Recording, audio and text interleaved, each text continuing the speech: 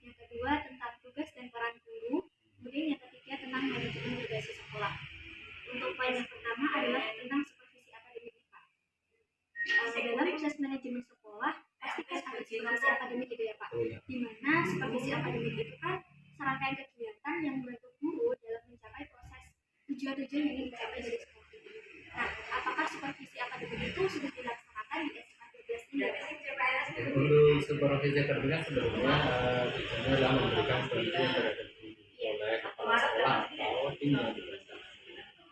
Untuk supervisi akademik itu memang setiap tahun ajaran baru itu dilaksanakan 2 kali atau bisa dikatakan satu semester satu kali.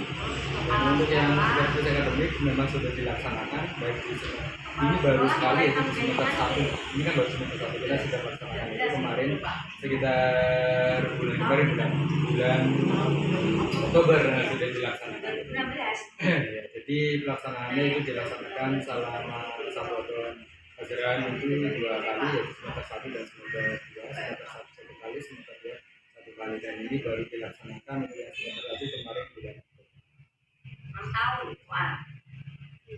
Lalu program-program apa sih Pak yang dilaksanakan untuk melakukan supervisi akademik ini?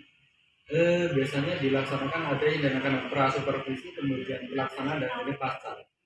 Jadi ada 3 tahap itu, kemudian sebelum supervisi bagaimana, kemudian ketika supervisi, dan setelah supervisi kan. Pra itu biasanya nanti ada semacam GFDD, forum group discussion, yaitu dari supervisor biasanya adalah kepala sekolah atau bapak guru yang diberi tugas oleh kepala sekolah untuk melakukan supervisi terhadap teman sejawatnya. Yang di situ nanti akan dirancangkan program apa sih yang akan dilaksanakan. Misalkan contoh, ibu mau menyediakan KBM dengan model apa begitu. Oh, model project based learning atau problem dan sebagainya. Ketika nanti pelaksanaan nanti akan diberikan dilaksanakan atau tidak. Jadi seperti itu. Jadi ada beberapa hal ketika dilaksanakan pra itu adalah diskusi terkait dengan akan yang dilaksanakan KBM-nya, kemudian perangkatnya bagaimana dan sebagainya. Kemudian yang selanjutnya adalah ketika pelaksanaan supervisi itu supervisornya atau dalam hal ini kepala sekolah yang mendelegasikan kepada guru yang sudah senior begitu untuk melakukan supervisi di kelas. Jadi mengamati proses pembelajaran yang dilakukan oleh siswa di kelas, kemudian memberikan refleksi setelah pasca begitu pasca supervisi. Ketika lakukan supervisi, di supervisor ini juga melakukan semacam pengamatan dan sebagainya, yang kemudian di situ ada borang penilaian atau form penilaian yang dilakukan oleh supervisor kepada guru yang sedang disupervisi gitu. Walaupun sebenarnya ini bukan memberikan penilaian tapi memberikan apakah itu sudah dilaksanakan atau belum, itu di panduannya ada di situ.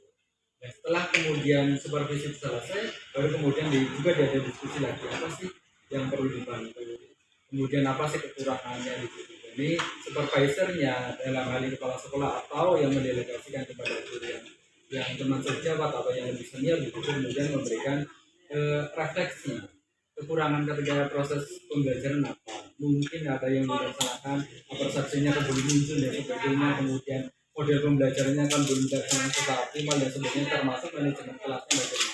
Dan di situ nanti diberikan ketika supervisi sudah dilakukan. Jadi secara umum 3 tahap dalam supervisi akademik ada pra, kemudian ketika, dan pasca.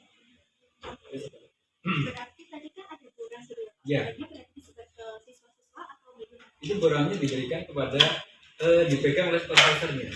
Misalkan sebagai contoh, misalkan ketika saya menjadi supervisor, saya membagi borang untuk penilaian perangkatnya bagaimana, borang ketika pas KBM-nya seperti apa. Nah itu nanti ada dicentangi, dan itu nanti akan ada semacam penilaian akhirnya, kemudian memberikan refleksi. Ya itu. Selanjutnya ya Bapak, apakah pelaksanaan supervisi itu mempengaruhi proses pencapaian tujuan dari SMA? Ya seharusnya gitu, karena memang supervisi kan tujuannya adalah memperbaiki proses pembelajaran. Diharapkan seperti itu. Maka kemudian ketika supervisi selesai dilaksanakan harus ada refleksi.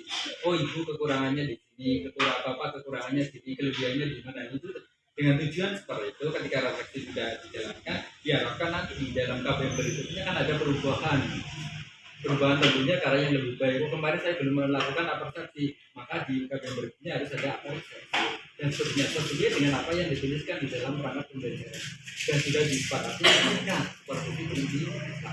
Jadi ketika pra itu kan ada kesepakatan, berarti harus yang dilaksanakan seperti apa. Nah, itu nanti ketika supervisi berjalan akan muncul, oh ternyata ini sudah dilaksanakan, oh ini belum dan sebagainya. Nah, itu nanti akan diberikan di dalam pasca supervisi atau dikatakan dengan refleksi. Baik, selanjutnya yang saya tanyakan itu metode apa sih Kak yang dilakukan dalam penyusunan supervisi itu? Itu seperti apa Biasanya di dalam metode supervisi atau pelaksanaan supervisi adalah yang pertama di sini harus ada semacam diskusi atau FGD, FGD antara supervisor dengan yang akan disupervisi. Jadi antara guru yang mau disupervisi dengan supervisornya itu semacam itu. Kemudian yang kedua, programnya juga disusun oleh tim tersendiri, yaitu di sini kalau di SMA 12 disusun oleh TPMS, yaitu tim penjamin mutu pendidikan sekolah.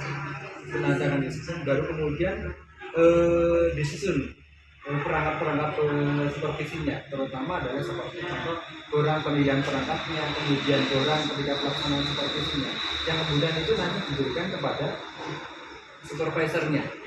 Jadi form-form itu, format-format itu akan diberikan kepada supervisornya, yang kemudian supervisor itu nanti akan ditunjukkan kepada guru yang akan disupervisi.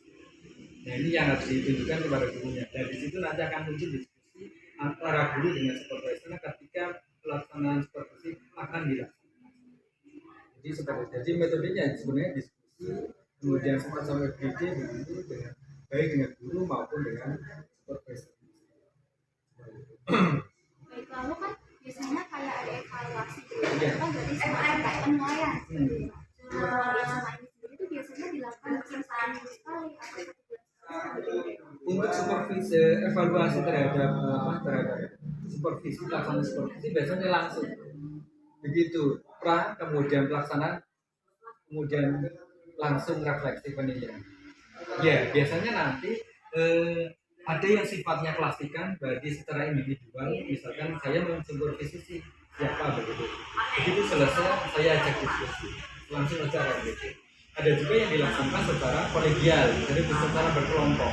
Beberapa guru yang saya supervisi, misalnya saya mau sendiri 5 orang guru gitu. Nanti 5 orang guru ini saya kumpulkan. Nah, di situ saya berikan ya bukan penilaian sebenarnya, karena di supervisi kan kita tidak memberikan penilaian, berbeda dengan PKG penilaian kinerja guru. Nah, itu kita memberikan menilai, tapi yang namanya supervisi kita hanya memberikan bantuan apa sih kekurangan dari pelaksanaan kegiatan belajar mengajar yang sudah dilaksanakan oleh guru yang sudah saya supervisi. Jadi bisa secara individual, yang biasa kita lakukan secara individual. Jadi begitu selesai KBM kita langsung melakukan diskusi, memberikan refleksi. Kemudian yang kedua secara kelompok. Jadi guru yang sudah saya kumpulkan, kemudian kita merefleksi bersama-sama. Baik, terima kasih Bapak. Kemudian untuk terkait tentang tugas dan peran guru nih Pak di SMA 12 ini juga. Metode-metode pembelajaran apa sih Pak yang sudah diterapkan di SMA 12 ini?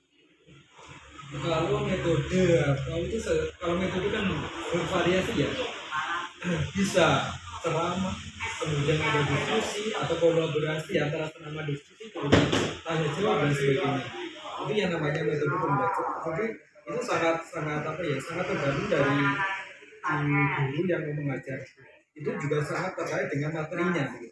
Oh, materi ini cocoknya dengan ceramah, materi ini cocoknya dengan diskusi, oh materi ini cocoknya dengan tanya jawab. Jadi itu juga yang melakukan analisis atau yang melakukan apa istilahnya mengidentifikasi adalah guru yang bersangkutan. Jadi ceramah yang digunakan dalam proses pembelajaran di SMA 12 itu sangat bervariasi sekali, sangat tergantung pada guru yang mau mengajar dan juga sangat didasarkan pada materi yang akan disampaikan. Metode ini juga tidak akan lepas dengan modelnya juga seperti itu. Model pembelajaran yang dilaksanakan oleh guru itu juga bervariasi. Ada yang menggunakan project, ada yang menggunakan problem, ada yang menggunakan discovery, ada yang menggunakan inquiry, yang tentunya ini juga disesuaikan dengan materi yang akan diajarkan oleh guru. Oh, materi ini cocoknya dengan menggunakan proyek. Contoh misalnya saya kebetulan guru geografi. Ketika saya mengajar peta, maka saya juga bervariasi, metodenya bervariasi, modelnya juga bervariasi. Modelnya bisa jadi akhirnya hasil dalam bentuk proyek.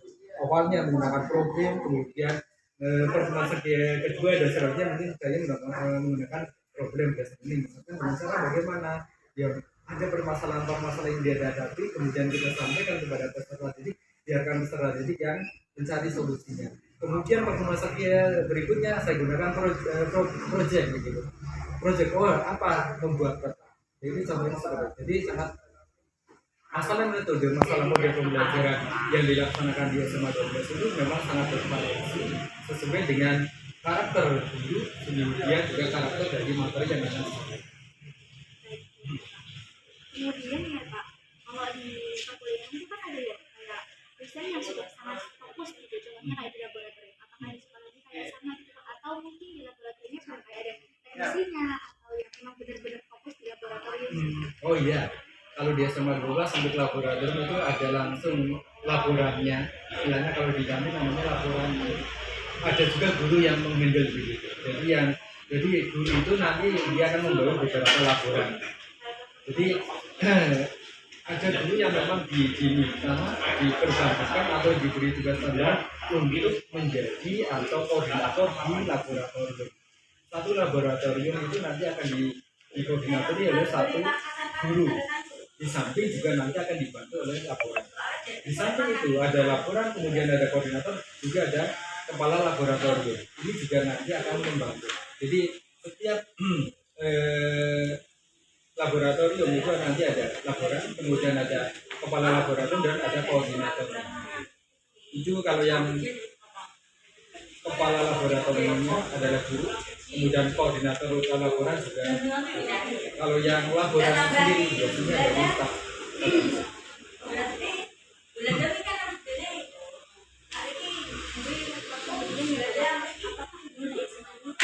Penjelasan orangnya dalam manajemen sekolah seperti kayak membimbing peserta didik itu sesuai dengan latar belakangnya, kayak latar belakang sosial, kemudian sifat dari individunya masing-masing.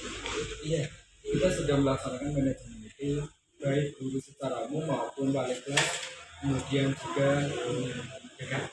Itu tadi Pak. Contoh misalkan melakukan pembimbingan terkait dengan kegiatan ekstra dan intra, kemudian melakukan pembimbingan terkait dengan karakter siswa. Ketika siswa-siswa yang mungkin dalam tanda kutip nakal, kita juga memberikan bimbingan seperti itu, baik secara oleh kelompok ataupun secara individual.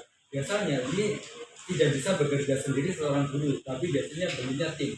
Contoh misalkan kesiswaan, kemudian yang terlibat dalam kesiswaan, kemudian bakal kesiswaan, kemudian wali kelas, kemudian guru. Bahkan kita ketika ada kasus-kasus anak yang mungkin ada dalam tanda kutip agak sedikit parah begitu ya, kita juga melakukan home visit, melakukan kunjungan ke rumahnya. Itu pun juga dilaksanakan oleh tim kesiswaan, kemudian oleh BK dan wali kelas. Biasanya seperti itu. Dan yang secara umum biasanya tim kesiswaan itu apakah harus selalu bakal kesiswaan tidak? Karena bakal kesiswaan juga punya tim sendiri. Kemudian ada juga tim yang khusus menangani terkait dengan STP 2K. Itu juga melakukan pembinaan. Ketika mungkin ada siswa yang datang terlambat atau mungkin menggunakan perangkat yang kostum yang tidak lengkap, itu juga langsung dilakukan pembinaan. Termasuk di dalam proses pembelajaran pun juga seperti itu, ada pembinaan. Contoh misalkan saya sebagai guru geografi mengajar jam pertama kok ada siswa yang datang terlambat, biasanya guru itu sudah langsung memberikan pembimbingan atau bimbingan. Bimbingan itu apakah dalam bentuk secara kondisi? Tidak, kita tidak melakukan itu. Contoh misalkan kalau saya seperti ini, kalau kamu datang terlambat, silakan hafalkan materi ini. Nah seperti itu kan satu bentuk bimbingan sekaligus juga punishment yang tujuannya adalah memberikan suatu bimbingan kepada peserta didik yang dalam tanda kutip melanggar. Itu kan kalau misal offline ya Pak. Iya. Kalau ini kan selama COVID itu bagaimana ya Pak? Dan itu kesulitannya memang kalau secara ketika kita melaksanakan pembelajaran jarak jauh untuk memberikan pembinaan seperti itu memang kita terkendala. Terkendalanya contohnya saya ambilkan contoh misalnya dalam pembelajaran dia siswa itu absen mengikuti pembelajaran, tapi ternyata tak hanya sekedar absen saja kemudian dia tidur dan sebagainya. Itu memang kita sulit untuk memantau apakah mereka ada. Ya, salah satu alternatif yang dijalankan itu ya biasanya ketika dalam proses pembelajaran jarak jauh siswa harus on cam. Itu nanti baru kita ketahuan mana sih yang memang betul-betul mengikuti pembelajaran atau yang tidak, dan seperti itu. Nah kemudian lalu bagaimana kita bisa melakukan pembinaan seperti itu? Ada kasus-kasus tertentu yang anak itu dipanggil sekolah walaupun kondisinya adalah PJJ. Contoh misalkan beberapa kali mapel begitu dia tidak pernah ikut PJJ. Akhirnya apa? Maka sekolah dengan timnya, siswaan, kemudian mereka dan mereka memanggil untuk datang ke sekolah. Kemudian dilakukan pembinaan. Apakah untuk mapel-mapel tertentu? Ya kita telusuri mapel-mapel mana yang bermasalah. Biasanya seperti misalkan contoh ternyata di geografi dia tidak ikut terus begitu sampai berapa kali, 3 kali kemudian dilakukan pembinaan. Ada pembinaan secara home visit, tetap ada kita melakukan home visit, ada juga pembinaan yang offline, artinya apa, siswa yang bersangkutan kita panggil ke sekolah. Kalau dipanggil dari sekolah 3 datang baru kita melakukan kunjungan ke rumah atau ya walaupun kita memang tetap ada kendala ketika pembelajaran jarak, tapi kita tetap melakukan seperti ya tentunya dengan cara-cara yang sesuai dengan aturan yang ada. Sebagai seorang guru ya Pak, kan itu ada beberapa yang berperan dalam siswa jenis sekolahnya itu kayak ada bidang kurikulum. Kalau di sini tuh penerapannya seperti apa sih Pak? Di awal tahun ajaran baru kita selalu mendistribusikan surat keputusan kepala sekolah tentang pembagian tugas, baik tugas tupoksi dulu maupun tugas tambahan. Contoh seperti misalkan saya selain sebagai guru saya diminta untuk membantu di bidang kurikulum. Itu seperti itu dari awal itu memang sudah disampaikan dalam bentuk SK atau surat keputusan. Nah di situ nanti ada job description-nya, tugas wakil kurikulum apa, tugas wakil kesiswaan apa, wakil humasnya apa, kemudian wakil sama sarpamnya apa. Yang kemudian itu nanti di dalam pelaksanaan itu juga akan dibantu oleh tim-tim tersendiri. Ada tim kurikulum yang membantu wakil kurikulum, ada tim kesiswaan yang membantu kesiswaan dan seterusnya seperti itu. Itu dalam pembagiannya manajemen yang terkait dengan pembagian tugas. Selain tugas-tugas tupoksi sebagai guru, juga ada tugas-tugas tambahan yang diberikan kepada para guru, termasuk tim-tim yang lain, ada tim KPM, ada tim pengembang kurikulum, ada tim audio dan sebagainya. Semuanya sudah terdistribusikan ketika awal tahun ajaran baru, ketika proses pelaksanaan tahun ajaran baru dilaksanakan. Jadi sebelum efektif dilaksanakan itu naskahnya sudah keluar sehingga job description sudah jelas yang dilakukan selain di luar tupoksi. Setiap kelas itu tadi kan ada wali kelasnya gitu ya. Nah itu bagaimana sih Pak biasanya manajemen kelas itu dengan baik seperti itu? Untuk di SMA 12 ada tugas pokok dari wali kelas. Itu sudah ada sendiri. Kalau apa sih tugasnya, salah satu rinciannya saya tidak bisa ya, karena saya tidak hafal gitu ya. Karena kebetulan saya tidak jadi wali kelas, jadi saya tidak hafal. Tapi ada tugas pokok wali kelas apa sih yang dilakukan itu seperti itu. Jadi ada job description dari seorang wali kelas selain tugas-tugas sebagai guru. Nah, job description-nya apa itu ada tersendiri. Kalau saya sendiri untuk apa terkait dengan tugas-tugas wali kelas saya tidak bisa menghafal karena kebetulan juga saya juga bukan wali kelas gitu. Itu seperti itu. Jadi itu sudah diberikan di awal juga bersama dengan pembagian SK pembagian tugas. Biasanya kami dari tim kurikulum. Dari tim kurikulum yang tentunya juga masukan dari tim yang lainnya. Ada tim TPMS. Itu Pak, untuk poin yang tadi kan Pak tentang manajemen baik sekolah di SMA 12. Apakah di sekolah SMA 12 itu sudah dilakukan tentang manajemen berbasis sekolah gitu Pak? Kalau gitu itu proses pelaksanaannya seperti apa sih Pak? Nah, ini yang memang kalau pelaksanaan manajemen baik itu sudah dilakukan. Cuma implementasi kemudian apa sih deskripsi terkait dengan manajemen ini memang saya sendiri secara pribadi tidak langsung terkait dengan manajemen itu. Mungkin ini bisa langsung komunikasinya dengan tim TPMS ya, karena beliau yang memang menangani terkait dengan manajemen.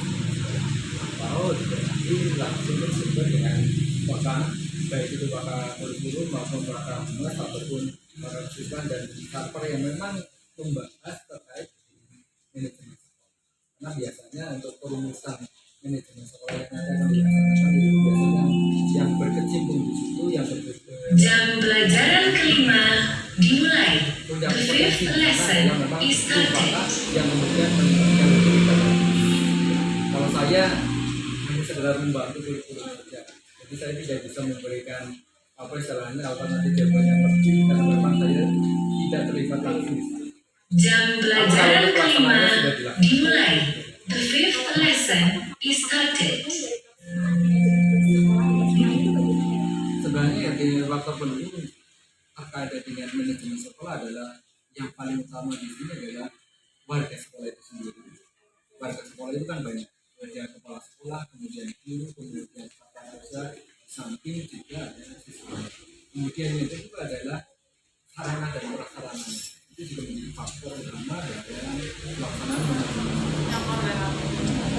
Sarananya bagaimana dengan airnya, bagaimana dengan perangkat-perangkat termasuk juga dengan perangkat-perangkat pembelajaran yang ada di yang menunjang seperti laboratorium perpustakaan dan sebagainya. Itu kan satu apa sih komponen yang terintegrasi tidak bisa. Kemudian yang selanjutnya bagaimana yang sifatnya eksternal, artinya apa keterlibatan dari komponen yang di luar sekolah, misalnya kita melibatkan orang tua dan juga sebagai salah satu komponen di dalam proses manajemen. Jadi komponen-komponen itu harus terintegrasi secara optimal dari warga sekolah, kemudian sarana dan prasarana, kemudian dari komponen yang di luar sekolah yaitu orang tua, kemudian juga dan pembiayaan. Karena pembiayaan itu juga menjadi salah satu komponen penting di dalam proses pembelajaran. Nah, di dalam proses sekolah tanpa pembiayaan itu akan sulit. Maka itu, dan alhamdulillah untuk pembiayaan di SMA 12 itu kan ada dua sumber. Yang pertama adalah sumber dari BOS, yaitu biaya personal sekolah yang berasal dari pusat. Kemudian yang kedua adalah BOP, biaya personal dari provinsi. Itulah pembiayaan ringan yang digunakan untuk proses terkait dengan manajemen yang ada di sekolah. Saya tertarik ingin bertanya untuk sarana-sarana di SMA 12 itu apakah sudah mulai dengan contohnya tuh kayak apakah sudah ada laboratorium khusus untuk mata pelajaran kimia, fisika, biologi. Alhamdulillah untuk sarana dan prasarana terkait dengan proses pembelajaran di kelas sudah betul, termasuk kita sudah ada sarana untuk belajarnya di kelas, kemudian LCD dan sebagainya sudah lengkap, kemudian laboratorium MIPA semuanya sudah ada, laboratorium MIPA baik di biologi, kimia dan fisika kita sudah tersedia, kemudian laboratorium IPS, IT untuk tempatnya ruangannya kita memang belum memiliki, tapi untuk alat-alatnya kita sudah ada, walaupun kita sementara ini titipkan di perpustakaan. Jadi semuanya untuk prasarana dan sarana sudah lengkap dan tidak ada masalah. Ya, untuk memang yang terkendala adalah wifi-nya. Kalau di kelas memang yang namanya wifi ya memang apa wifi kalau seperti cuaca seperti itu ini tidak terkendali. Tapi insya Allah untuk yang itu sudah terkendali sebenarnya. Untuk pertanyaan terakhir nih Pak, dalam proses manajemen sekolah itu kan ada beberapa prinsip ya Pak. Salah satunya adalah keterbukaan. Apakah dalam proses manajemen sekolah ini sudah dilakukan dengan prinsip keterbukaan ini? Termasuk misalkan penggunaan dana bos itu kita selalu dalam periode tertentu kita akan paparkan, kita akan tampilkan di papan pengumuman yang terbaca baik oleh warga sekolah maupun di luar warga sekolah yang datang itu bisa melihat. Jadi ada satu selembaran begitu di situ penggunaan dana itu untuk apa saja dan sebagainya silakan nanti disampaikan, kemudian ditulis, ditempelkan di tempat-tempat kita supaya warga sekolah juga bisa membaca. Kami juga mungkin warga yang bukan warga ini juga bisa membaca. Itu salah satu ketentuan. Untuk ketentuan yang lain selain pembiayaan kita sudah berkaitan dengan masalah proses pendidikan. Kita sampaikan mungkin dalam bentuk rapor akhir semester, bisa dalam bentuk rapor akhir semester ataupun rapor akhir tahun disampaikan kepada peserta didik dan kepada orang tua. Bahkan untuk yang ketika kita sudah offline seperti ini kita sampaikan laporan itu langsung orang tua datang ke sekolah. Nah, tidak hanya offline, ketika kita PJJ pun kita hasil penilaian kita laporkan kepada orang tua secara daring dan langsung kita sampaikan kepada orang tuanya sendiri, tidak lewat kepada siswanya. Jadi ini keterbukaan. Jadi keterbukaan ini tidak hanya untuk masalah pembinaan, di dalam hal yang lain pun kita sudah sampaikan. Termasuk kepada masyarakat ketika kita awal tahun ajaran baru, kita akan mengundang orang tua. yaitu yang rapat komite. Kita sampaikan juga, sampaikan program-program yang sudah kita laksanakan, program-program yang akan kita laksanakan ke depannya. Ini adalah salah satu bentuk keterlibatan kami SMA 12 dalam terkait dengan manajemen. Terima kasih ya Pak atas waktu yang sudah diberikan. Ini sama-sama. Saya mohon maaf apabila ada kesalahan yang mengatakan. Iya. Yang dapat saya tanyakan ke Pak. Iya. Terima kasih. Juga mungkin saya maaf kalau yang berkaitan dengan manajemen memang saya tidak bisa menguasai itu.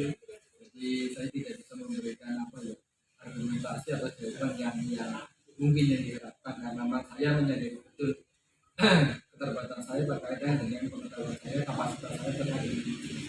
Karena saya sifatnya adalah membantu di kurikulum. Kalau berkaitan dengan kurikulum ya mungkin akan lebih apa ya, lebih capable gitu ya, punya kapasitas gitu. Tapi kalau yang berkaitan dengan manajemen memang itu kan secara umum kan. Kalau sedikit-sedikit mungkin saya bisa menyampaikan.